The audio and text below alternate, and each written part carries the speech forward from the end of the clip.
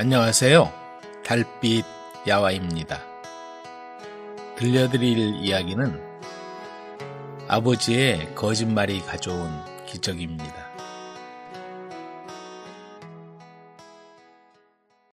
아버지의 거짓말이 가져온 기적. 어느 겨울날, 그날도 박서리는 취해 있었다. 노릇꼬리만큼이나 짧은 겨울해가 산마루로 넘어가기 무섭게 관아에서 나와 주막으로 발걸음을 옮기더니 주모의 핀잔을 들어가며 등잔불 아래에 자리 잡고 앉아 술잔을 들이켜고 있었다. 나리, 외상값이 얼만 줄이나 아시오? 주모, 왜 그렇게 못 채는 거여? 내 빨리 갚으리다. 그까짓 얼마나 된다고? 한 푼 두 푼 쌓인 게 태산이라우. 맨날 외상술만. 하고 주모가 눈을 흘기자 박서리는 손바닥으로 입술을 쓱 문지르며 이 소리 들어보라니께. 오늘 갚아줄 거구먼. 하며 허리춤의 엽전을 흔들어 쩔렁거렸다. 찌푸리고 있던 주모의 얼굴이 한결 밝아지며 신명나게 술을 따랐다. 박서리가 술집을 나서니 달이 중천에 떠 있었다. 발걸음이 제대로 놓일 리가 없었다. 입에선 가락이 절로 나오고 비틀거리며 고개를 넘어서자 저만치 오두막이 보였다. 취한 가운데도 문득 후회스러워 가슴이 저며온다. 술 타령하느라 녹봉 받은 거 다 털어버렸으니 이러다가 저 자식 다 굶기겠는데 이런. 이렇게 중얼거려 놓고도 언제 그랬냐는 듯 또 노랫가락이 나온다. 박서리는 예주에서 전향사 일을 맡아보았다. 이런저런 연회를 담당하다 보니 풍류에 눈을 떠서 술 하나 잘 마시는 게 흠이라면 흠이었다. 참새가 방앗간을 그냥 못 지나가듯이 퇴청 후 개천을 따라 집으로 가다가 주막을 그냥 지나치지 못하는 것이었다.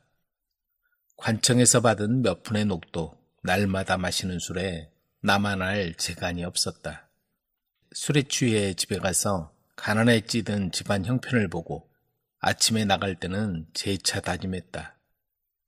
여보, 나 오늘은 정말 술 안 마시고 들어오리다. 그러나 해가 서산마루로 넘어가고 집에 올 때면 목이 컬컬하고 출출해져서 어찌 술을 안 마시고 배길 수 있으랴. 에이, 여보아라, 문 열어라. 이 집 주인 오셨다. 기울어진 살인문을 향해 외치니 아내가 버선발로 뛰어나왔다. 오늘도 한잔 하셨구려. 그럼 아주 중요한 사람하고 한잔 했지. 우리 진아 신랑감 말이여. 아내는 비틀거리는 남편을 부축해서 방으로 데리고 들어갔다. 진아 신랑감이요? 그렇다면 당연히 한잔 하셔야죠. 아내는 불평 한마디 없이 남편 잠자리 시중을 들었다. 목말라. 새벽녘에 목이 말라 눈을 뜬 박서리는 자리끼를 찾아 마시고는 다시 자리에 누웠다. 옆에 누워 자는 아내 얼굴을 바라보자 안쓰러운 마음이 밀려왔다. 이러면 안 되지. 내가 정신을 차려야지. 그때 인기척에 눈을 뜬 아내가 입을 열었다. 그 신랑감 어느 집 자제예요? 박서리는 멈칫했다. 입에서 나오는 대로 둘러댄 것인데 사윗감이 있을 리 없었다. 그게 참이 어른 큰아들 말이오. 평소에 진아 얘기를 들었는지 나를 찾아오지 않았겠소. 재주가 뛰어나 틀림없이 등과할 거고 벼슬은 그야말로 떼어놓은 당상이오. 그 친구가 급제하면 우리 진아와 맺어줄 생각이오. 막상 거짓말을 시작하니까 막힘없이 술술 나왔다. 정말 참이 어른 큰아들이 우리 진아와 혼례를 올린다고요?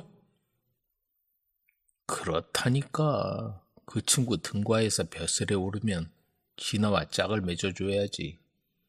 그래서 내가 그 친구를 수시로 만나는 거요. 만약에 그런 사위를 얻으면 나도 허리 펴고 다닐 수 있을 거야. 거짓말을 하다 보니 그런 말도 안 되는 소리를 하는 것이었다. 정말 그랬으면 좋겠네요. 그런데 그런 집안이 우리 같은 집안하고 혼례를 할까요? 글쎄, 그건 모르지. 그러니까 내가 이렇게 자주 만나는 것 아니요. 알았어요. 그 사람 만나면 잘해주시구려. 거짓말도 거짓말 나름이지 말도 안 되는 허풍을 늘어놓고 있자니 박설이 등골이 서늘했다.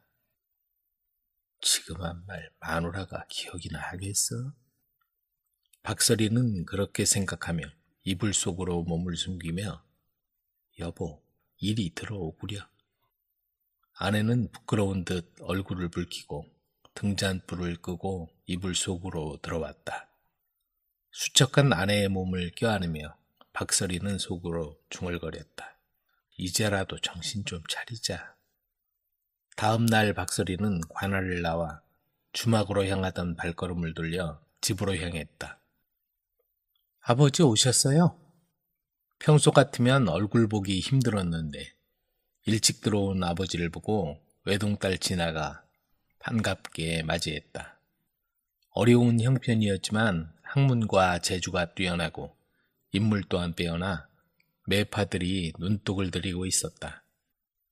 그런데 재벌은 안 못 준다고 작심 3일 만에 박설이는 또다시 주막에 들렀다 왔다. 여봐라, 아무도 없느냐? 이 집 주인 오셨다고 여쭈어라. 그리고는 잊지도 않은 사윗감을 들먹였다. 오늘도 그 사람하고 술을 드셨던가요? 그럼 한 잔만 더 드시라고 졸라대는 바람에 이렇게 늦었어. 진아한테 아주 푹 빠졌나벼. 그 뒤로 박설이는 입에 술 냄새가 풍기는 날이면 어김없이 잊지도 않은 사윗감을 내세웠다. 그 말이 사실인가 보네.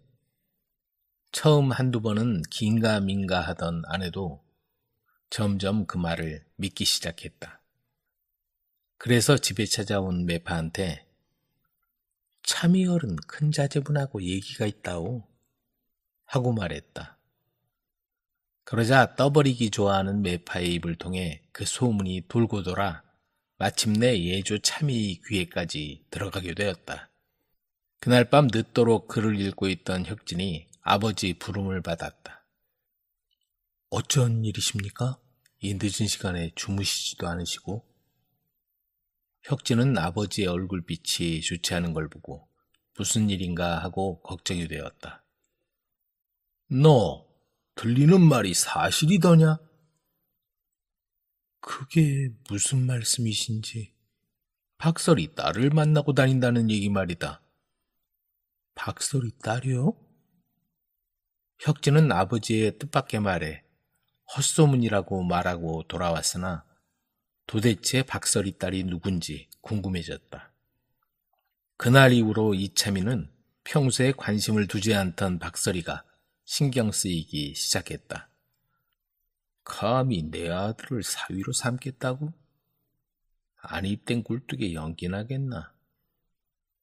한편 술에 취해 돌아온 박설이 귀에 집 뒤뜰에서 아내가 정화수를 받쳐놓고 기도드리는 소리가 들렸다. 내가 괜한 소리를 짓거렸지. 어휴. 이렇게 후회하다가 또다시 곤드레 만드레가 되어 뱉어놓는 소리는 이러했다. 오늘도 사위하고 술을 마셨지. 잘하셨구려. 그런데 그 도련님도 밤마다 그렇게 술을 드시면 언제 등과를 하고 장원급제를 한답니까? 이 사람아, 밤이고 낮이고 책을 읽으니 저녁낮을 잠깐 바람 쐬러 나와 술 한 잔은 해야 기운이 날 것 아냐. 하긴 그렇기도 하겠소. 그날 밤도 아내는 정화수를 떠놓고 기도를 했다. 어느 날이었다. 박설이가 개천을 따라오는데 작은 오두막에서 신음소리가 들려왔다. 박설이는 오던 길을 뒤돌아가 그 집 살인문을 열고 안을 들여다보았다. 사람 온기라고는 전혀 없는 것처럼 냉랭했다. 얼마 전에 남편이 사고를 당해 세상을 떠난 뒤 여자 혼자 사는 집이었다. 밖에서 인기척을 내보았지만 조용했다.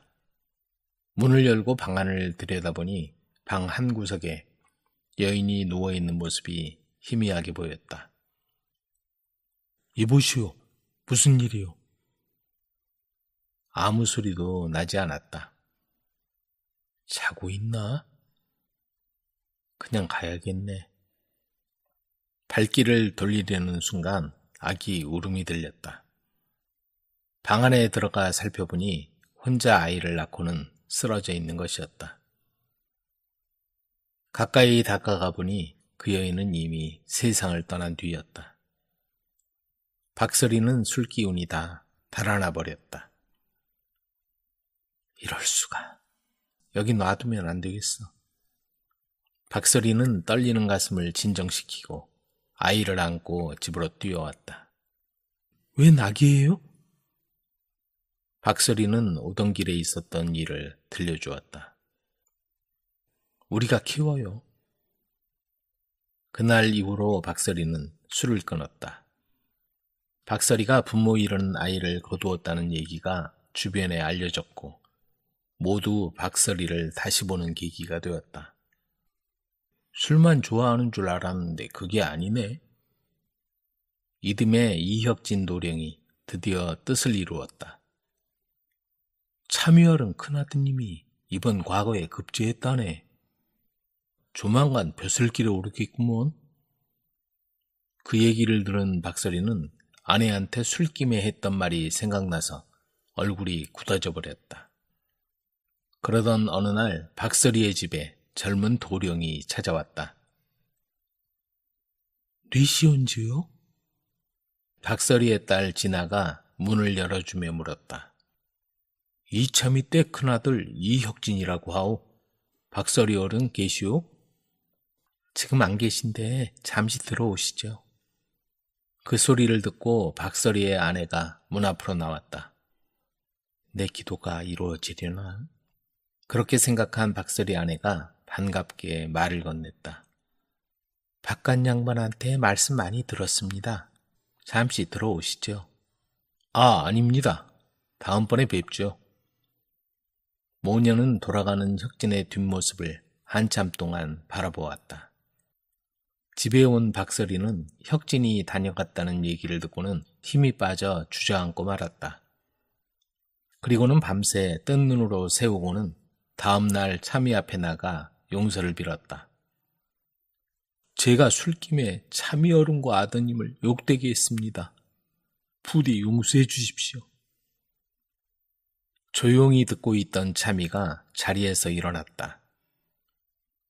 나와 내 아들을 욕되게 한 죄를 갚을 방법이 한 가지 있네. 그게 무엇입니까? 그렇게 하겠습니다. 자네 딸을 내 며느리로 보내게. 그 내막은 이러했다. 전날 박설이 집에 와서 진아를 본 혁진은 한눈에 마음에 들었다. 아버님, 박설이댁 여식과의 혼인을 허락해 주십시오. 소문이 사실이었단 말이더냐. 이참이는 매파를 시켜 박설이의 딸 진아에 대해 알아보기로 했다. 얼마 후 매파가 소식을 들고 왔다. 그 집 낭자는 성품이 너그럽고 지혜로우며 부모에게 효심이 깊고 남을 배려할 줄 알아 주변에 칭찬이 자자하다 합니다. 제가 보기에도 며느리감으로 손색이 없는 것 같습니다. 그 말에 이참이는 아들의 혼례를 서둘러 추진했다. 박설이가 아내에게 둘러댄 사윗감과의 술자리가 믿을 수 없는 현실이 된 것이다. 그 후 혁진은 박스리의 딸과 혼례를 치르고 후일에 정승까지 지냈다. 또한 처가댁과 가까이 살며 부모처럼 섬기며 정성을 다했다. 에란 모녀의 인생 역전. 금실 좋은 박초씨 부부가 있었다. 그들 사이에 딸이 태어나자 부부는 세상을 다 얻은 듯 기뻤다. 하지만 그 행복도 그리 오래가지 못했다. 딸 에란이 태어난 지 얼마 지나지 않아 박초씨 집엔 기침 소리가 그치지 않았다. 박초씨가 몹쓸 병을 앓기 시작한 것이다. 갓난아이 울음보다 기침 소리가 담장 밖으로 더 자주 들렸다. 그렇게 세월이 흘러 에란이 5살 무렵 어느 날 박초씨는 밤을 넘기지 못할 것이란 걸 알았다. 여보, 그동안 고마웠어. 우리 에란이 잘 부탁하오. 어린 에란은 힘없는 아버지의 품에 쓰러져 눈물을 흘렸다. 소식을 듣고 온 형님이 헐레벌떡 들어와 동생의 손을 잡고 눈물을 흘렸다. 형님을 본 박초씨는 힘없는 목소리로 형님에게 부탁했다. 형님, 힘드시겠지만 우리 에란이 친딸처럼 거두어 주세요. 그리고 집사람은 제가 할 수 있도록 길을 열어주십시오. 그렇게 박초씨는 세상을 떠나고 말았다. 에란 어미는 제가하지 않고 에란이와 몇 년을 그렇게 살았다. 재산이 많지는 않았지만 두 사람 먹고 사는 데는 부족함이 없었다. 그런데 어느 날 에란의 큰아버지가 에란을 자기 호적에 올린 뒤 집과 논밭을 자기 자식들 이름으로 바꿔버리고 에란 어미에게 제가하라고 윽박지르기 시작했다. 에란이가 큰아버지를 찾아가 재산을 돌려달라고 하자 도리어 큰아버지는 호통을 치기 시작했다. 너는 내 딸이란 말이다. 내 아비가 나한테 부탁한 걸 너도 알지 않느냐. 당장 우리 집에 들어와 살도록 하거라. 내 어미도 제가하기 전까지 우리 집에 들어와 살도록 편의를 봐줄 테니 그리 하도록 하거라. 크게 인심이나 쓰는 것처럼 큰아버지는 소리쳤다. 이렇게 해서 힘없는 에란이와 에란 어미는 큰 댁에 들어가 살게 되었다. 그렇게 박초씨의 재산은 모두 큰아버지 손아귀에 들어갔다. 시간이 지날수록 큰댁 식구들은 에란 모녀를 마치 하녀 부리듯 했다. 아주버니, 이제 에란이도 컸으니 제 남편이 남긴 재산을 돌려주시면. 뭐요? 아비 병 때문에 들어간 돈이 얼만데 남은 게 있겠소? 그리고 이제 이 집안 일엔 관여치 마시오. 에란 어미가 무슨 말이라도 한마디 할라치면 집에서 나가 제가 하라고 다그치며 소리 지르는 바람에 그저 조용히 지낼 뿐이었다. 헛간 옆에 있는 허름한 곳에 마련해준 방 한 칸에서 모녀는 힘들게 살아가고 있었다. 모녀를 대하는 큰댁 식구들의 눈초리는 날이 갈수록 더 싸늘했다. 큰댁에는 에란이와 1살 차이인 사촌 언니가 있었는데 에란이를 볼 때마다 하녀대하듯 했다. 하루는 에란이 소꿉친구가 놀러온 적이 있었다. 어릴 적 다정하게 지내던 친구는 에란이가 큰 집으로 들어온 후 통 볼 수 없어 찾아온 것이다. 친구와 둘이서 도란도란 얘기를 하고 있는데 사촌 언니는 그 모습이 보기 싫었던지 에란이를 불러서 이것저것 심부름을 시키는 것이었다. 그렇게도 에란이 모녀를 한시도 그냥 내버려 두는 적이 없었다. 그 집 식구들은 이른 아침부터 잠잘 때까지 모녀에게 이 일 저 일 시켜놓고는 돈 한 푼 주지 않았다. 그 사실을 알고 안타까워하던 에란이 이모가 모녀를 불러들였다. 모녀는 보따리 하나씩 들고 큰 집에서 나왔다. 솜씨 좋은 에란 어미는 싹바느질 거리로, 에란은 아랫마을 천석군 최부잣집에서 치모로 일하며 근근히 살아갔다. 최부잣집 아들 인성은 공부하고는 담을 쌓고 어릴 적부터 친구들과 어울려 다니며 말썽만 피웠다. 그런데 사람 만나는 걸 좋아하고 매일 장마당에 놀러 나가던 인성이 철이 들면서 장사에 흥미를 보였다. 그래, 관심 없는 글공부보다는 미천 내줄 테니 하고 싶은 장사를 해봐. 아버지를 닮아 통이 크고 돈의 흐름을 잘 파악하고 있는 인성은 장사 수완이 있었다. 포목점을 차린 지 얼마 지나지 않아 손님들이 문전성시를 이루었고 날이 갈수록 점점 번창해 갔다. 하지만 친구를 좋아하고 놀기 좋아하는 습관이 여전해 금전 관리가 엉망이었다. 어느 날 식구들 옷을 지어주라는 마님의 지시를 듣고 에란이 자세하게 정리한 옷감 목록을 인성에게 내밀었다. 그걸 본 인성이 깜짝 놀랐다. 필요한 목록이 자세하게 쓰여 있었다. 가게에 나와서 금전관리 좀 도와주겠소? 아버지께 말씀드려 보겠소. 제가요? 잘할 수 있을까요? 그날부터 에라는 친모일을 그만두고 인성의 가게에 나와 금전관리를 맡아 회계를 보았다. 그 뒤로 가게 운영이 탄탄해졌으며 인성도 사람을 만나거나 낭비하는 시간이 줄어들고 점점 가게 일에 집중했다. 아들의 가게도 번창하고 결혼할 나이가 되자 최 부자는 매파를 통해 며느릿감을 수소문했다. 에란보다 한 살 위인 사촌 언니가 물망에 올랐다. 큰아버지 댁에서는 이웃마을 최부자 집하고 혼담이 오간다는 사실에 잔치 분위기였다. 천석군이 집안인 최부자 집하고 사돈이 된다는 건 크나큰 경사였으며 혼담이 오가는 아들이 장사로 돈을 많이 번다는 소문이 돌았다. 그 무렵 에란의 사촌 언니와 큰어머니가 옷감이 필요해 인성의 포목점으로 옷감을 사러 갔다. 그 가게가 혼담이 오가는 집인 줄 까맣게 모르고 있었다. 그 시간에 마침 에란은 그 자리에 없었다. 사촌 언니는 옷감을 사면서 마음에 안 든다고 툴툴거리며 이것저것 뒤적거렸다. 그리고는 일하는 점원들을 자기가 부리는 하인대하듯 마구대했다. 그 모습을 포목점 주인인 인성이 지켜보고 있었다. 인성은 그 후 자기와 혼담이 오가는 에란의 사촌 언니가 바로 옷감을 사러 온 손님이었다는 사실을 알게 되었다. 어느 날 장사에 열중하는 아들을 보며 최 부자가 생각했다. 별일이군. 저 처자가 가게에 나간 뒤로 마음을 잡고 일만 열심히 하더니 어느 집 녀석인지 좀 알아봐야겠군. 최 부자는 은밀히 에란에 대해 알아보았다.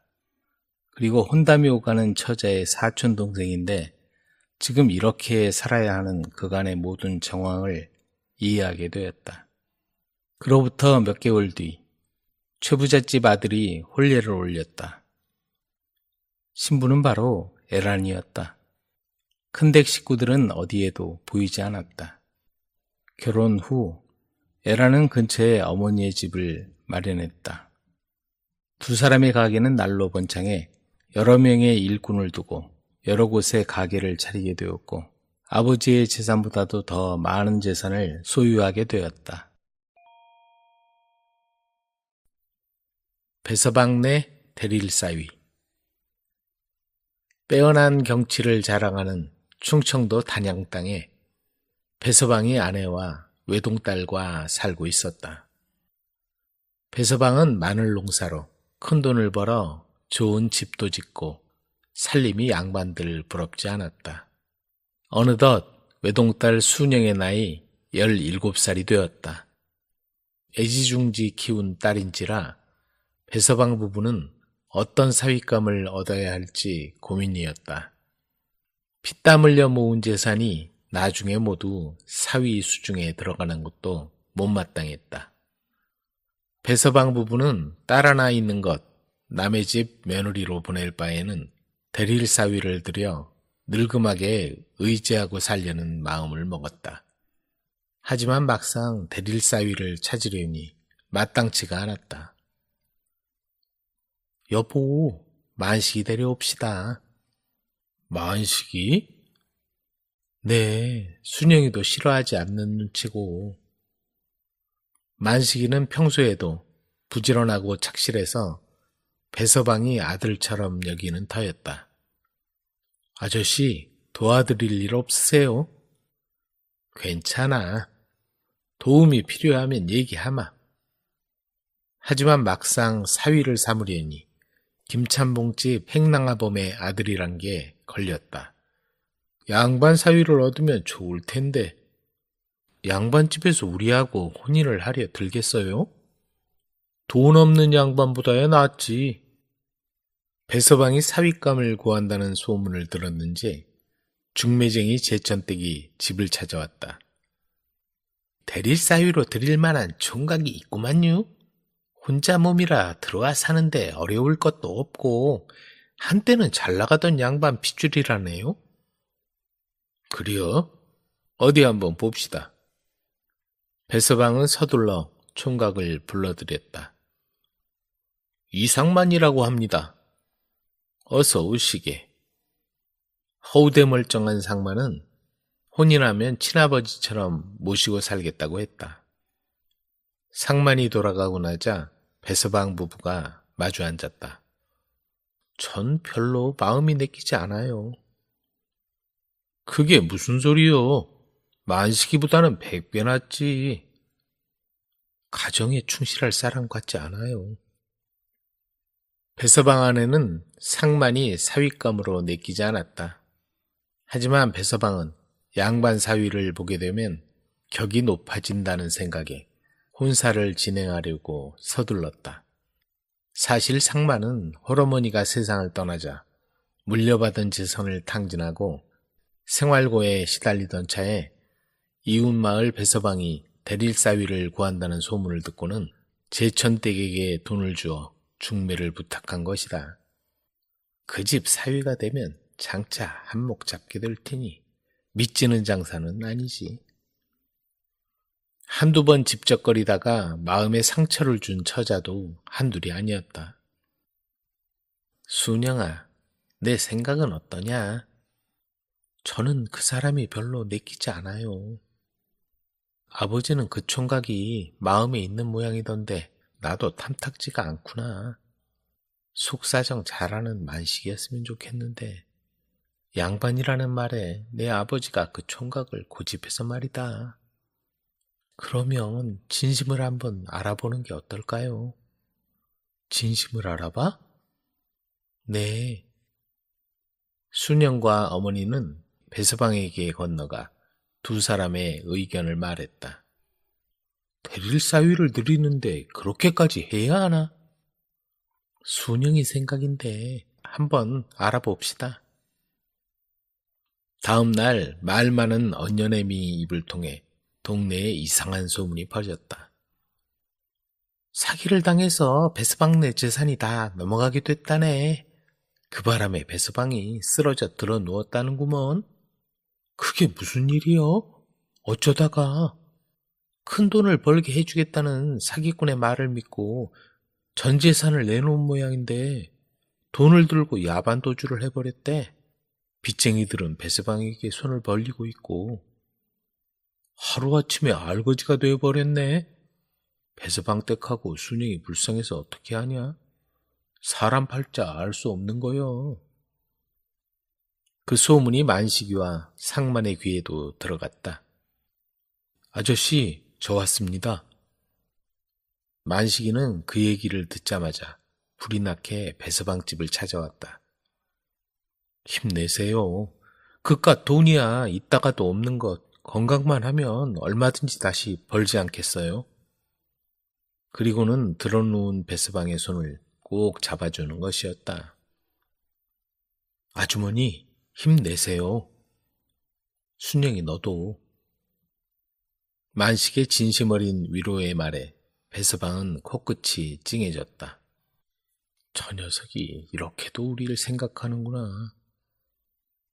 그런데 하루가 지나도 친아버지처럼 모시고 살겠다던 상만이 총각은 코빼기도 비치지 않았다. 사흘째 되는 날 드디어 상만이 거만한 태도로 집에 찾아왔다. 그리고 배서방이 몸져 누워있는 걸 삐쭉 들여다보더니 그 길로 돌아가 버렸다. 얼마 후 배서방 집에 잔치가 벌어졌다. 초래상을 사이에 두고 만식과 순영이 백년가약을 맺는 날이었다. 배서방이 망했다는 건 거짓이었다네. 사위감을 고르려고 그런 연극을 했단 말이오. 재산에만 욕심이 있던 속내를 알아서 다행이지. 만식이가 진국이란 걸 이제 알았던 거지. 진실과 거짓은 겉모양만으로는 구분하기 어렵다. 하지만 진실은 어려운 상황에서 그 모습을 드러내는 법이다. 나무꾼이 산에서 데려온 여인. 제주 신방산 밑에 고성목이라는 나무꾼이 살고 있었다. 장가갈 나이가 지났지만 혈혈단신에 나무찜을 팔아 그날그날 먹고 사는 형편이다 보니 눈길 한번 주는 여자가 없었다. 안녕하세요, 어르신. 그리여, 나무하러 가나? 지게를 짊어지고 산에 오르는 성목의 쓸쓸한 뒷모습을 보며 영감은 중얼거렸다. 안 됐어. 저러고 혼자 살고 있으니. 어느 날 봄날이었다. 그날도 성목은 나무를 하러 산에 올라 지게를 내려놓고 주변을 돌아다니며 나뭇가지들을 긁어모으고 있었다. 그런데 이상하게도 은은한 향기가 그의 코를 찔렀다. 봄이라 그런가? 꽃향기가 좋군.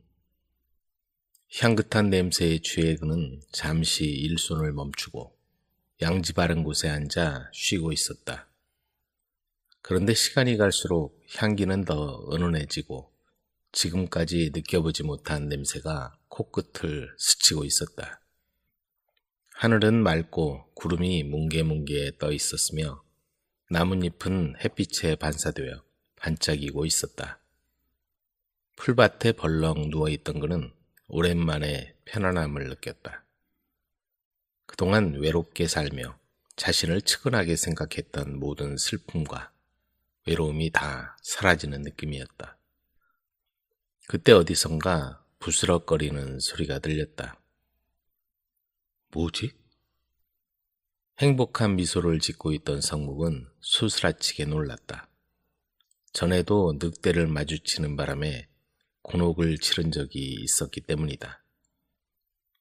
성묵은 벌떡 일어나서 소리나는 곳을 노려보았다. 그런데 뜻밖의 나타난 건 꽃처럼 아름다운 여인이었다. 묘한 안개에 살며시 덮여 걸어오고 있는 여인은 참으로 아름다웠다. 아니, 세상 사람이 아니고 선녀 같았다. 이런 곳에 저런 사람이 있다니 틀림없이 여우가 둔갑한 거야. 그렇게 생각한 성목의 마음을 알았던지 여인은 성목 앞으로 사뿐사뿐 다가왔다. 그렇게 놀라지 마십시오. 전 신방덕이라 하온데 이곳에서 잠시 머무는 중입니다. 신방덕? 네, 그렇습니다. 다소곳이 고개를 숙여 대답하는 여인은 웃음을 머금고 서 있었다. 눈부시게 아름다운 이 여인에게서 향기로운 냄새가 풍겨나왔다. 마치 하늘에서 내려온 선녀 같은 모습에 성목은 넋을 잃고 여인의 얼굴을 똑바로 쳐다보며 말했다. 어인일로 이런 산중에 혼자 사시는지요?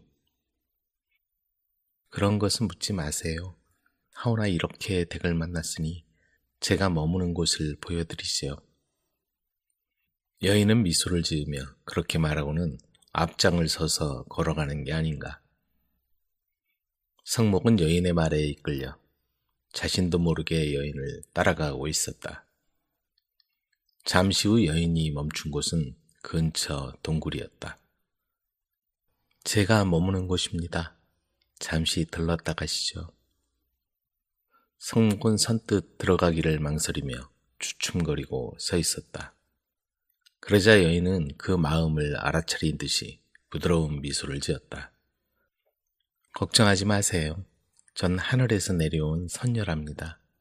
이곳이 너무 아름다워 잠시 머무는 중이지요. 성목은 마음을 놓고 여인을 따라 동굴 안으로 들어섰다. 향기가 진동하는 그곳에서 성목은 여인이 내온 차를 마셨다. 지상에서는 맛보지 못한 신비한 맛이었다. 그 뒤로 성목은 산에 오르면 동굴을 찾아 여인과 시간을 보냈다. 마침내 둘 사이에 사랑이 싹텄고 성목은 여인을 데려와 부부의 연을 맺었다. 어디서 저런 절세 미인을 데려와 색시로 삼은 거요? 이 사람아, 그래서 사람 팔자 알다가도 모른다는 거요.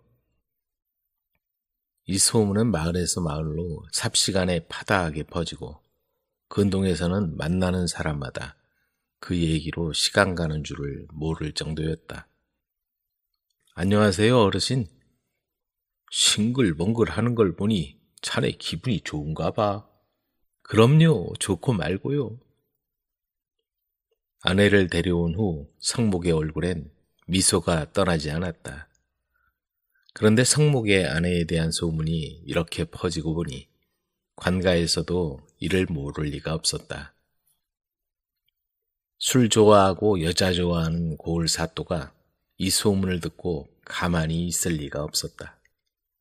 사또는 백성들을 시찰한다는 명목으로 아전들을 이끌고 성목의 마을을 찾아왔다. 이리 오너라. 집 근처에서 아전들이 가전 위험을 부리며 소리치자 한 여인이 나왔다.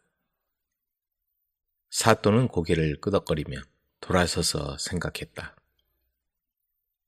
나무꾼 주제에 어디서 저런 여인을 얻은 거지? 조금만 기다려라. 내가 호강시켜 줄 테니. 사또는 여인을 보고서 하루라도 빨리 자기 여자로 만들어야겠다는 흑심을 품었다. 그는 관가로 돌아오면서 여인을 빼앗을 궁리를 골똘히했다. 그 당시 그 마을에서는 도적들이 기승을 부리고 있었다. 그래, 그놈은 도둑이야. 그렇고 말고. 사또는 나무꾼에게 잊지도 않은 죄를 갖다 붙이며 당장에 잡아들이라고 명령했다. 여봐라, 당장 나무꾼 고성목을 잡아들여라. 사또는 잡혀온 나무꾼을 보자 호령을 하며 겁을 주기 시작했다. 너 신방산 도적대 일당이지? 아니옵니다. 전 나무롤에서 파는 나무꾼입니다. 거짓말 마라. 네 마누라도 납치해서 사는 것 아니냐? 그렇지 않습니다, 사또. 그러면 어디서 데려왔느냐? 그건... 성목은 산속에서 우연히 만났다고 얘기할 수가 없었다. 왜 말을 못하느냐? 여봐라. 정신이 번쩍 들게 해주고 실토를 할 때까지 오게 가두어라. 사또는 도적이라는 죄를 씌워 성목을 오게 가두어 버렸다. 그리고는 성목의 집에 아전을 보내 여인을 데려오도록 일렀다. 그러나 아전들이 나무꾼의 집을 찾아가니 여인은 자취도 없이 사라지고 집안은 텅 비어 있었다. 뭐라고? 아무도 없더란 말이냐? 당장 나무꾼을 끌고 오너라. 사또는 나무꾼을 끌어내서 무릎을 꿇렸다. 여인을 어디로 보냈느냐? 알지 못하옵니다. 옥에 갇혀 있는데 어찌 알겠습니까? 보조를 시켜 몇 날 며칠을 지켜서 있어도 여인은 나타나지 않았다. 갖은 고초를 겪던 성목은 마침내 옥에서 풀려나 집으로 돌아오게 되었다. 애초에 여인을 빼앗으려던 속셈에서 비롯된 일이라 여인이 사라지자 더 붙잡아둘 이유가 없었다. 여보, 어디로 간 거요? 집으로 돌아온 성목은 텅 빈 방 안에서 눈물을 흘렸다. 그러다 갑자기 무슨 생각이 들었는지 여인을 만났던 신방산 동굴로 달려갔다. 하지만 캄캄한 동굴 속 어디에도 여인의 모습이 보이지 않았다. 대체 어디로 간 거요? 성목은 소리치며 여인을 찾았다. 그때 어디선가 빛이 비치며 동굴 안이 밝아지더니 여인의 모습이 보였다. 여인은 나무꾼을 바라보며 흐느끼고 있었다.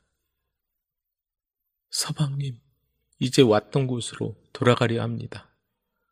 하늘에서 내려다본 인간 세상이 하도 아름다워 보이기에 서방님과 인연을 맺었는데 인간 세상의 추악함을 보게 되었습니다. 서방님과의 인연은 여기까지인가 봅니다. 부디 평안히 사시옵소서. 그리고는 빛이 서서히 사라지더니 동굴 안이 캄캄해졌다. 성목은 바닥에 털썩 주저앉아 아내를 부르며 서럽게 울었다. 밤새 울다가 지쳐 잠이 든 나무꾼이 새벽에 깨어보니 여인의 우는 듯한 소리가 들리는가 싶더니 동굴에 있는 바위에서 맑은 물이 흘러나오고 있었다. 이후 사람들은 이 동굴을 신방덕이 살았던 곳이라 해서 신방굴이라 부르게 되었다. 왕비가 된 가난한 선비의 딸. 경기도 이천에 가난하지만 학식이 풍부하고 인품이 좋은 김선비가 살고 있었다. 그에게는 16살 된 딸이 있었는데 미모가 뛰어나고 정숙하기 이를 데 없었다. 그 무렵 궁에서는 세자비를 택하기 위해 대신들이 전국 방방곡곡을 수소문해서 학문을 갖춘 곱고 총명한 처녀들을 뽑았다. 그런데 김선비의 딸이 물망에 올라 간택이 되었다. 가난한 선비 집안이라 딸은 초라하기 이를 데 없는 가마를 타고 아버지는 터덜터덜 그 뒤를 따라 걸어갔다. 대한이 소한 집에 놀러왔다가 얼어 죽었다는 말이 있듯이 고추같이 추운 소화 무렵이라 찬바람이 살을 애웠다. 온종일 걷다 보니 가마꾼들도 기운이 빠져 몸이라도 녹이려고 주막집을 찾았다. 고개를 넘어서자 해는 뉘엿뉘엿 서산으로 넘어가고 땅거미가 내리고 있었다. 가마가 주막집에 이르자 김선비는 가마 문을 열며 딸에게 말했다. 소연아, 빨리 내려라. 몸도 녹이고 여기서 하룻밤 지내고 가자꾸나. 그런데 선비가 갑자기 소리를 질렀다. 아니, 이게 무슨 일이냐? 정신 차려라. 선비는 딸을 붙잡고 흔들더니 대성통곡을 했다. 그때 마침 김선비 일행보다 먼저 주막집에 와서 저녁을 먹던 그 마을 사또가 웬 선비가 대성통곡을 하자 무슨 일인지 궁금해서 나조를 시켜 알아보게 했다. 어전의 명을 받고 간선에 뽑혀가던 규수가 추위에 얼어붙어 그 부친이 우는 줄 아옵니다. 무엇이? 이런 변고가 있나? 얼마 안 되었다면 다시 살릴 수도 있을 테니 속히 데려와 따뜻한 방에 눕히고 조처를 하도록 하라. 사또의 분부가 내리자 주모와 나졸들은 물론 객들까지 모두 부산을 떨었다. 뜨거울 정도로 방에 불을 떼고 물을 끓여 얼어붙은 손발을 녹였다. 그리고 약재를 다려서 입에 넣어주기를 얼마나 했을까. 한밤중이 되자 딸은 몸에 온기가 돌더니 숨을 쉬며 서서히 회복하게 되었다. 다음 날 선비와 딸은 사또 앞에 꿇어앉아 큰절을 올렸다. 목숨을 구해주신 사또님의 은혜를 어찌 갚아야 할지요. 사또는 족제비 털로 만든 목도리를 꺼내주더니 말했다. 다시 살아났으니 천만 다행일세. 먼 길을 가는데 이거라도 두르고서 추위를 견디도록 하시오. 김선비와 딸은 너무나 감격해서 눈물을 흘렸다. 사또님의 은혜 잊지 않겠습니다. 은혜에 보답할 것을 맹세한 부녀는 사또와 작별을 하고 길을 나섰다. 그리고 다시 길을 떠나며 목도리를 딸은 아버지 보고 두르라고 하고 아버지는 딸더러 하라며 실랑이를 했다. 그 모습을 본 주모가 방으로 들어가더니 목화솜을 넣은 두툼한 장옷을 들고 나왔다. 그리고는 가마 안에 장옷을 밀어 넣으며 말했다. 아버지는 목도리를 두르고 낭자는 이걸 뒤집어 쓰고 가시오. 부녀는 서로 사양하다가 주모가 장옷을 건네는 바람에 아버지는 목도리를 두르고 딸은 장옷을 뒤집어 쓰고 무사히 한양으로 올라왔다. 한편 딸은 궁궐에 들어가 선을 보게 되었다. 선을 볼 때 임금이 바로 알 수 있도록 꽃방석마다 어느 고을의 아무개라고 아버지 이름을 써놓았고 나라 안에서 가장 예쁘고 총명하기로 이름난 처녀들은 자기 아버지의 이름을 찾아서 꽃방석 위에 앉았다. 그런데 유독 한 처녀만 꽃방석 위에 앉지 않고 방석 뒤에 꿇어앉는 게 아닌가. 임금은 그 처녀가 누구의 딸인지는 알겠으나 어째서 꽃방석 위에 앉지 않는지 알 수가 없었다. 그대는 어찌하여 방석 위에 앉지 않는고? 아래옵기 황송하오나 소녀, 방석 위에 부친의 성함이 있사옵기에 깔고 앉을 수가 없어 이렇게 바닥에 앉았사옵니다. 임금은 과연 총명하고 예의범절이 출중한 효녀라고 생각하고 흐뭇해하며 다른 처자들의 총명함과 재질을 알아보기 위해 이것저것 질문을 했다. 이 세상에서 가장 무서운 게 뭐라고 생각하는고? 그러자 처자들은 뒤질세라 앞다투어 대답하는데 선비의 딸만은 대답을 하지 않고 있었다. 그대는 무서운 게 없는가? 저도 있사옵니다. 그래, 그럼 무엇이 가장 무서운고? 먹을 게 없어 쌀독에서 바가지 긁는 소리가 나는 게 가장 무서운 줄 아래옵니다. 그렇지. 나도 나라에 돈과 쌀이 없어서 백성이 굶주림에 허덕이는 걸 보면 더 무서운 게 있을까 하는 생각이 들 때가 있지. 과연 나라 곳간을 책임질 안주인의 대답이로다. 그러더니 계속 질문을 이어갔다. 그렇다면 이번엔 이 세상에서 어떤 꽃이 제일 좋은고? 그러자 이번에도 처녀들은 너도 나도 이 꽃 저 꽃하고 제각기 말하는데 선비의 딸만은 달랐다. 꽃 중에 최고의 꽃은 목화꽃이라 생각하옵니다. 그러자 임금은 그 이유가 궁금해서 자세히 물었다. 목화꽃은 향기도 없거니와 빛깔도 보잘것없는데 왜 최고의 꽃이라고 생각하는고? 목화꽃으로 말하자면 꽃이 피었다 지고 열매를 맺으면 목화솜을 얻을 수 있습니다. 그래서 솜을 타서 모두의 추위를 막을 수 있사오니 이보다 좋은 꽃이 어디 있겠사옵니까? 맞도다. 그런 생각을 하다니 기특하구나. 이래서 임금의 마음에 든 김선비의 딸은 세자비가 되었다. 그 후 임금이 세상을 떠나고 세자가 왕위에 오르자 선비의 딸은 왕비가 되었다. 그러나 왕비는 절체절명의 위기에서 건져준 사또를 한시도 잊은 적이 없었다. 그런 까닭에 왕비의 얼굴에는 수심이 가득하고 웃는 모습을 볼 수가 없었다. 임금은 그런 왕비를 보며 분명히 말하지 못할 무슨 일이 있다고 생각했다. 중전께서는 무슨 일로 얼굴에 수심이 가득하오? 전하의 은총을 한 몸에 받게 되어 기쁘기 한량없사오나 가슴에 묻어둔 일이 있어서 그러하옵니다. 무슨 일인지 감추지 말고 어서 말해보시오. 이리하여 왕비가 된 김선비의 딸은 간선을 보러 올 때의 일을 소상히 아뢰었다. 고마우신 사또님이 계셔서 오늘날 제가 전하를 모시는 기쁨을 누리게 되었음에도 그 은혜를 갚지 못해서 근심하고 있나이다. 임금은 왕비의 사연을 듣고 즉시 영의정을 불러 상황을 설명한 뒤 그 사또를 찾아 대령케 했다. 마침내 사또가 영문도 모른 채 벌벌 떨며 어전으로 불려왔다. 왕비가 목도리를 사또에게 내보이자 사또는 깜짝 놀라며 간선을 보러 가는 규수에게 자기가 주었던 물건이라고 했다.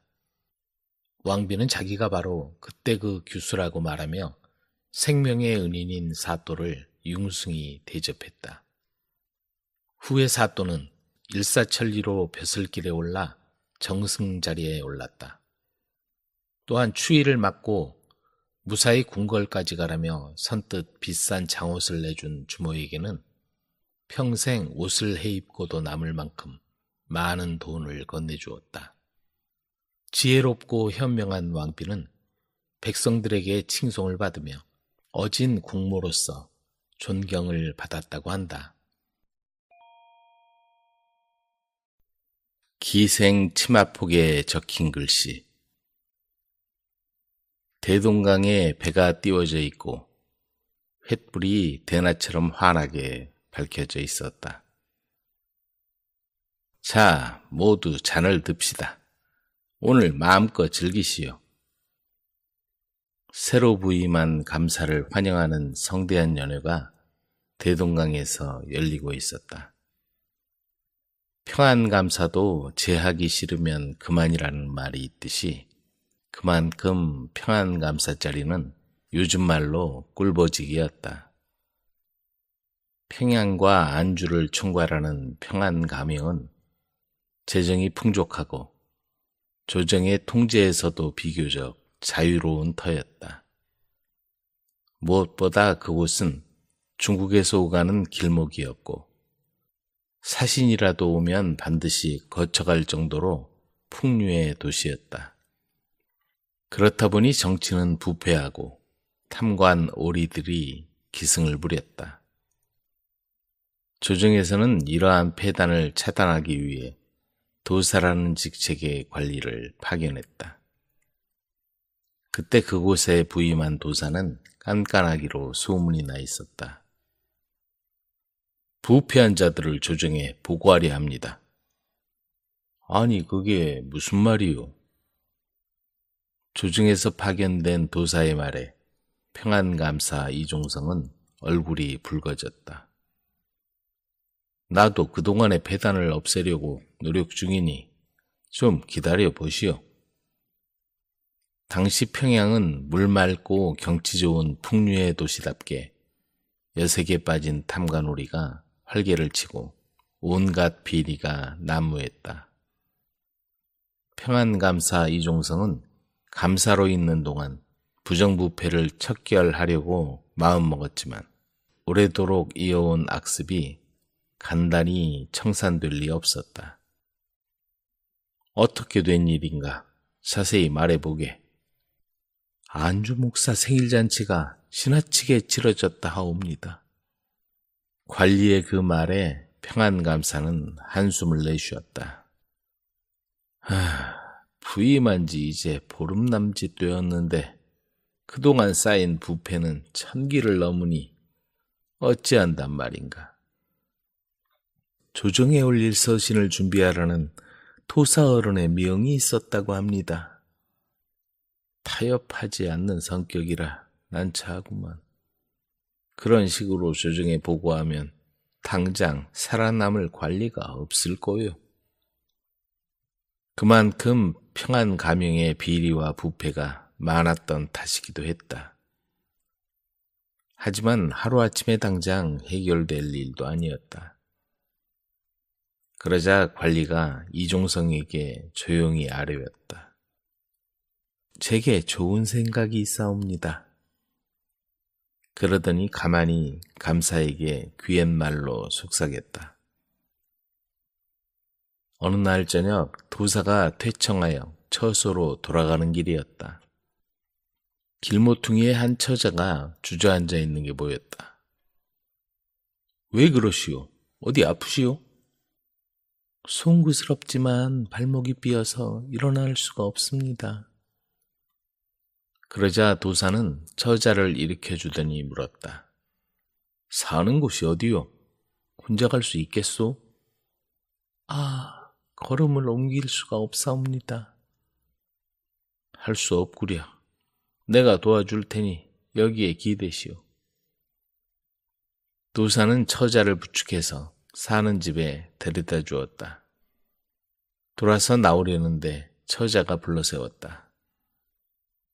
신세를 지고 그대로 보내드릴 수가 없사오니 잠시만 계시지요. 그러더니 어느 틈에 주안상을 떡 벌어지게 차려오는 게 아닌가. 아니요, 가야 하오. 잠시 목만 축이고 가시죠. 불빛 아래서 다소곳이 앉아있는 처자의 아름다운 자태를 보자 도사는 그만 숨이 막힐 지경이었다. 평안감사의 부임과 동시에 조정에서 도사 임명을 받아 파견되어 여색을 멀리하고 눈길 한번 주지 않던 그는 아름다운 여인의 모습에 빠져 하룻밤 만리장성을 쌓고 말았다. 아, 실수하고야 말았구나. 다음 날 이른 아침 눈을 뜬 도사는 옆에 누운 여인에게 말했다. 당신의 아름다움에 빠져 그만 결례를 저지르고 말았소. 어떻게 해야 좋겠소? 은혜를 입었으면 보답을 해야 마땅한 일이온데 어찌 그런 말씀을 하십니까? 다만 증표로 제 치마폭에 글이라도 몇 자 남겨주시면 영원히 기억하겠습니다. 도사는 잠시 망설였지만 그 자리를 모면하려면 다른 방법이 없었다. 그로부터 얼마 후 중국으로부터 사신 일행이 찾아오자 유명한 평양기생들을 불러 모아 부병루에서 사신들을 위한 성대한 잔치를 벌이게 되었다. 부임하고 처음이니 도사도 함께 참석해 주시오. 그렇게 감사의 제안에 따라 잔치에 참석해 있던 도사의 얼굴이 기생들이 풍악에 맞춰 춤을 추자 갑자기 굳어졌다.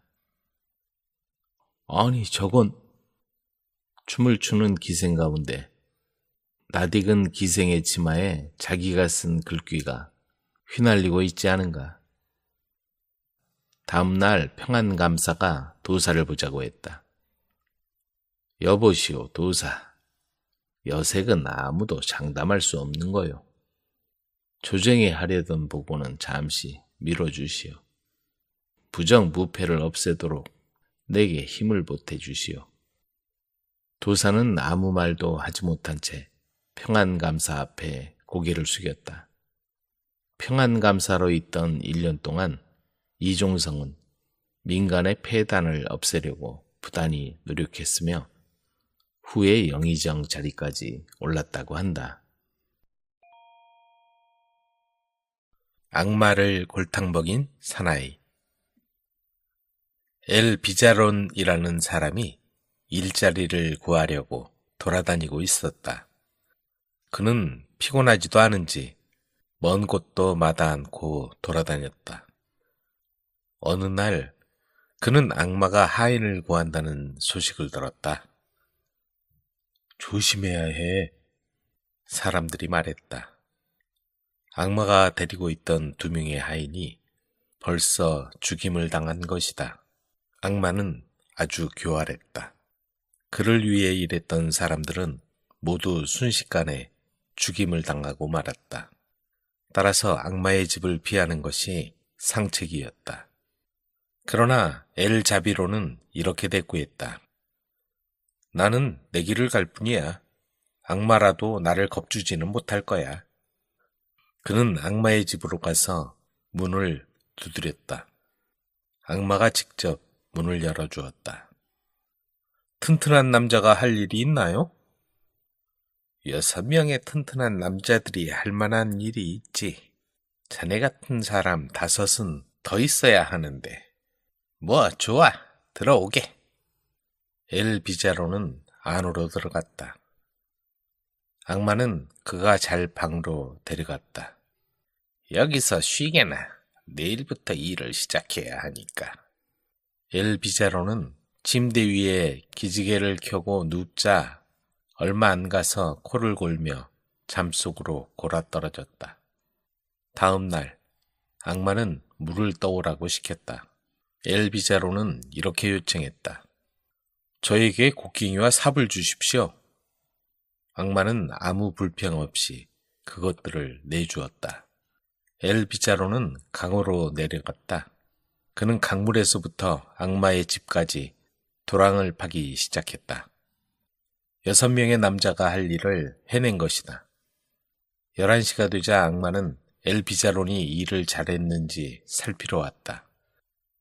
물을 가져오라고 했는데 도랑을 파다니 설명해봐. 악마가 명령했다.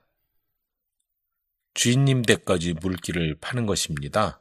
물을 기를 필요 없이 물이 주인님 댁으로 흘러들어가도록 했지요. 악마는 곰곰이 생각했다. 엘비자론이 땅을 아주 잘 파는 것이었다. 도랑은 벌써 사람 하나 정도 밀어 넣을 수 있을 정도의 깊이였다. 게다가 이 남자는 머리도 잘 굴렸다. 악마는 그 점이 전혀 마음에 들지 않았다.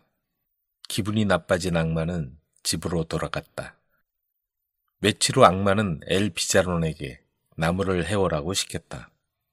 엘비자론은 이번에도 요구했다. 아주 긴 줄을 한 묶음 주십시오.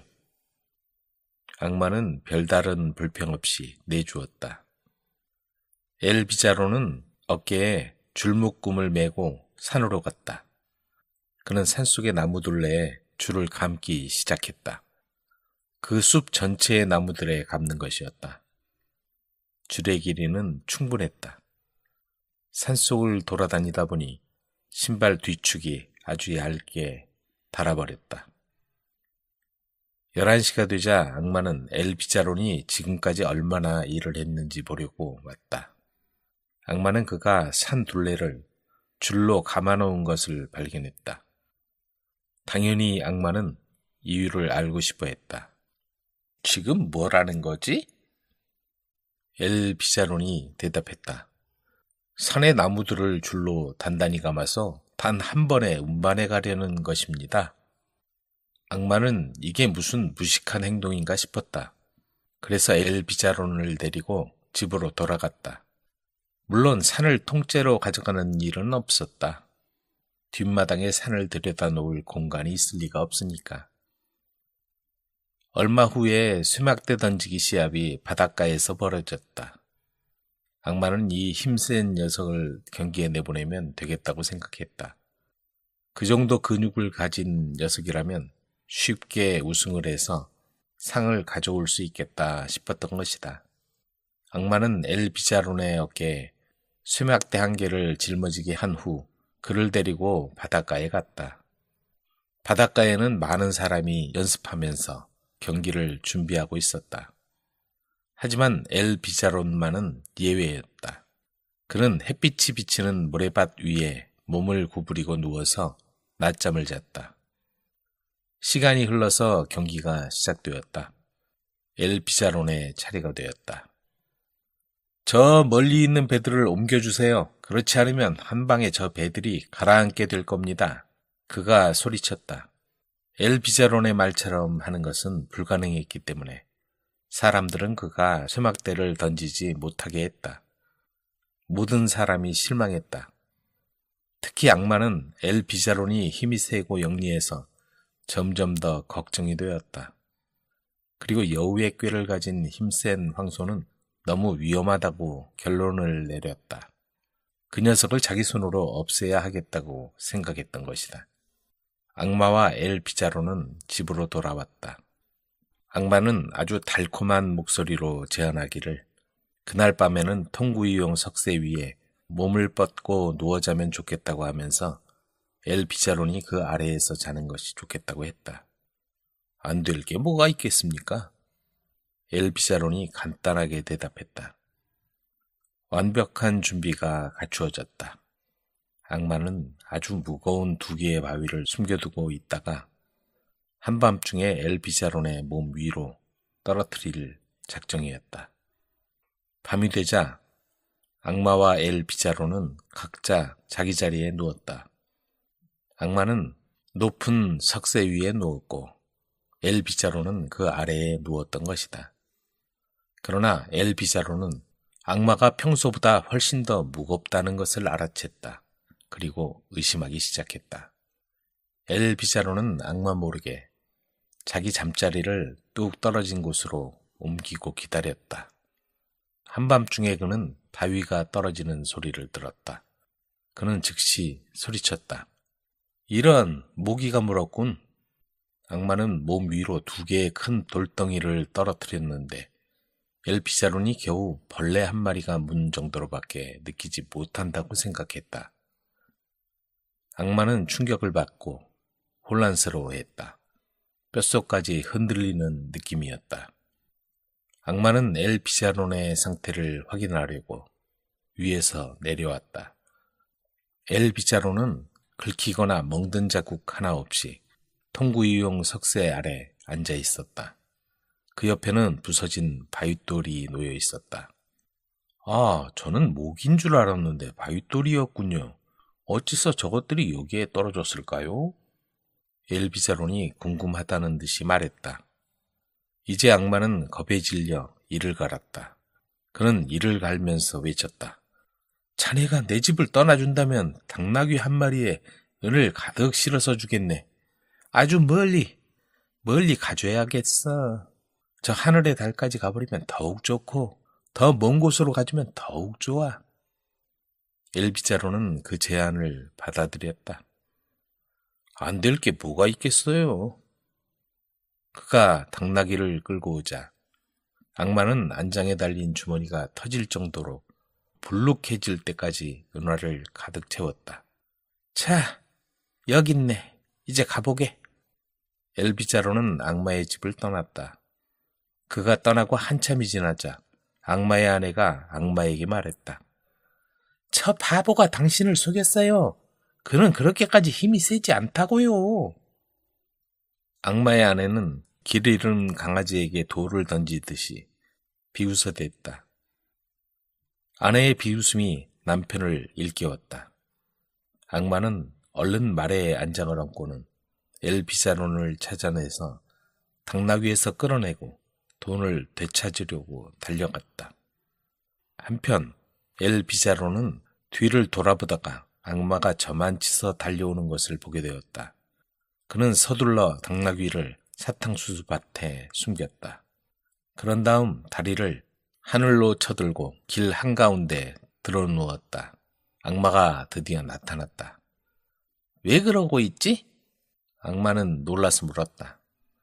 아, 아무것도 아닙니다. 당나귀가 고집을 부리면서 앞으로 나아가질 않더군요. 그래서 그 녀석을 발로 차서 저 구름 위로 보내버렸지요. 하지만 왜 허공에 발을 올린 채 여기에 누워있는 거지? 악마는 다시 이를 갈면서 궁금해했다. 당나귀가 다시 땅으로 떨어지면 죽게 될 테니까 이렇게 발을 올리고 있으면 당나귀를 쉽게 받쳐줄 수 있지요. 악마는 이를 갈던 것을 멈추고 너무 놀라서 돌처럼 굳어버렸다. 그리고 재빨리 말에 박차를 가해서 집으로 되돌아갔다. 그를 잡았나요? 악마의 아내가 물었다. 그를 잡았느냐고? 내가 그러고 싶을 것 같아? 쫓아가 보니 그 엘비자로운 녀석이 있었어. 당나귀는 온데간데 없고 말이야. 그 녀석이 하늘로 차서 보내버렸대. 내가 돈을 되찾겠다고 우물쭈물하고 있었다면 분명히 나도 발로 차서 하늘로 보내버렸을걸? 하늘나라에서 나 같은 악마를 받아주겠어? 녀석한테서 자유로워진 것만으로도 난 기쁘다고. 운 좋은 젊은이. 몹시 가난한 젊은이가 살고 있었다. 부모는 아들이 교육도 제대로 못 받고 가난하지만 무슨 일이 있더라도 성대하게 결혼식을 시키고 싶었다. 어느 날 그 마을의 부자 상인의 딸이 가지고 있던 값비싼 보석이 사라졌다는 소문이 들렸다. 상인은 도둑을 잡는 사람이 총각이라면 자기 딸과 결혼시키겠다고 소문을 냈다. 하지만 3일 안에 도둑을 잡지 못하면 그 상인 집에서 하인으로 10년간 일해야 한다는 조건을 달았다. 도둑만 잡는다면 부잣집 사위가 되는 큰 행운을 얻게 되는데도 섣불리 도전했다가 봉변을 당할까봐 도전하는 젊은이가 아무도 없었다. 아들아, 내가 한번 도전해봐라. 어머니가 아들에게 말했다. 싫어요, 어머니. 도둑을 잡지 못하면 그 집 하인이 된다고요. 싫다는 아들을 끈질기게 설득한 어머니 성화에 못 이겨 젊은이는 도둑 잡기에 도전했다. 부자 상인과 딸은 다 떨어진 누더기를 입은 젊은이를 보자 크게 웃었다. 이런 녀석이 오다니. 그러나 상인은 약속을 지킬 수밖에 없어서 그를 집에서 묵게 하면서 3일간의 여유를 주었다. 사흘간 시간을 줄 테니 그동안 도둑을 잡도록 해라. 만약 도둑을 못 잡는 경우엔 넌 내 하인이 되는 거야. 그렇게 상인은 큰 소리를 쳤다.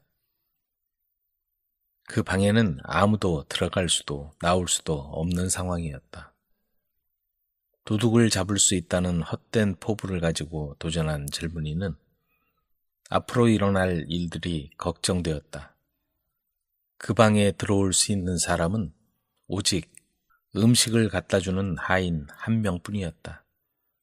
저녁 때 하인이 와서 더 원하는 게 없느냐고 물었다. 그러자 가엾은 젊은이는 없다고 하면서 한숨을 내쉬고는 말했다. 곧 하나가 간다. 그러자 하인은 창백해진 얼굴로 허겁지겁 나갔다. 그리고는 다른 두 사람을 만나서 젊은이가 한 말을 들려주었다. 사실 이 3명의 하인들이 딸의 보석을 훔친 자들이었다. 여보게들, 방에 있는 저자가 우리가 도둑이라는 걸 알고 있는 것 같아. 그들은 이 젊은이가 도둑 중에 한 명을 이미 알고 있고 그래서 그렇게 말한 거라고 믿었다. 그러나 젊은이는 하루가 지나간다고 말한 건데 하인이 그의 말뜻을 잘못 생각한 것이었다. 하인들은 다음 날은 다른 사람이 시중을 들며 상황을 살피기로 했다. 저녁이 되어 필요한 게 없느냐고 묻자 가엾은 젊은이는 없다고 하면서 혼자 중얼거렸다. 이제 둘이 간다. 자신을 알아봤다고 생각한 하인은 소스라치게 놀라 당장 다른 두 사람에게 알리러 갔다. 다음 날도 다른 하인이 가서 시중을 들었다. 저녁 때 나가려고 인사를 하자 가엾은 젊은이가 말했다. 끝장이야. 곧 3시 간다. 그 하인은 모든 게 발각났다고 생각했다. 그래서 젊은이의 발 앞에 엎드려 이렇게 애원했다.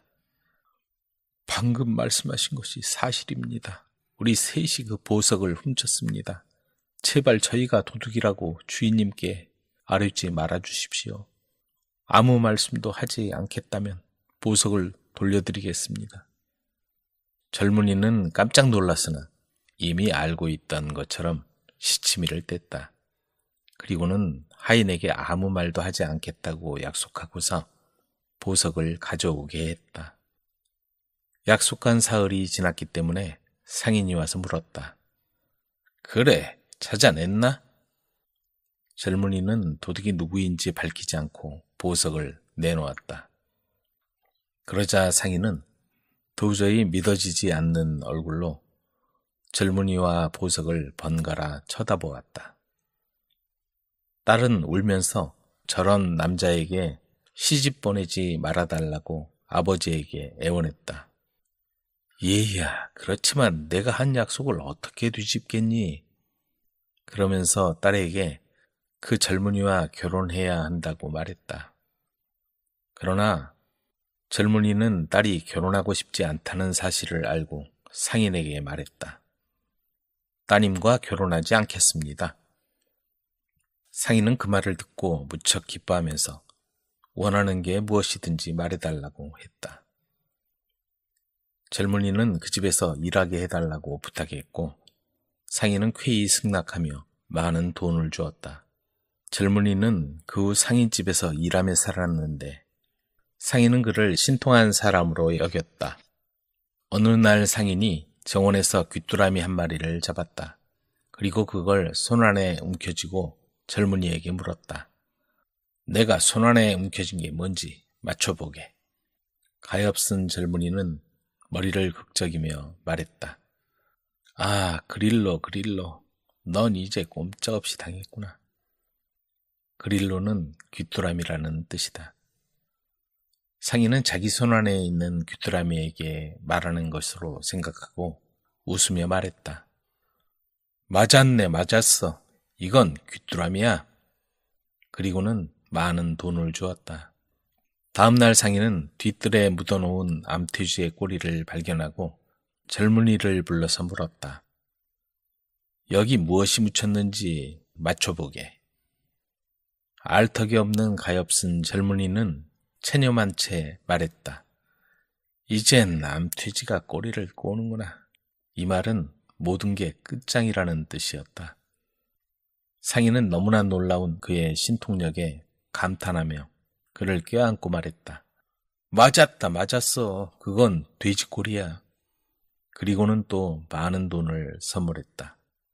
젊은이는 이제 큰 부자가 되었다. 더 이상 아무것도 못 맞출 것 같았고 사실 지금까지도 알고 맞춘 것도 없었다. 그저 운이 좋았을 뿐이다. 그래서 젊은이는 이제 상인집에서 떠나기로 작정했다. 그래서 어머니에게 편지를 받은 것처럼 꾸며서 편지를 썼다. 편지 내용은 아버지가 병이 나서 돌아가시려고 하니 빨리 오라는 내용이었다. 상인은 그가 떠나는 걸 무척 안타까워하며 작별 인사를 나누었다. 젊은이가 말에 올라타 저만치 멀어졌을 때 상인은 길가에 쌓인 염소똥을 집어 손수건에 넣고 그에게 잘 가라고 소리쳤다. 젊은이는 멀리 떨어져 있었고 상인에게 그동안 실증도 났기 때문에 작별을 구하면서 덧붙여 말했다. 안녕, 염소똥이나 먹으셔. 상인은 흐뭇한 표정으로 감탄했다. 정말 총명한 젊은이야. 내가 손수건에 염소똥을 감춘 걸 어떻게 알았지? 마침내 젊은이는 많은 돈을 가지고 집에 무사히 돌아와서 마음에 드는 아름다운 아가씨와 결혼했다.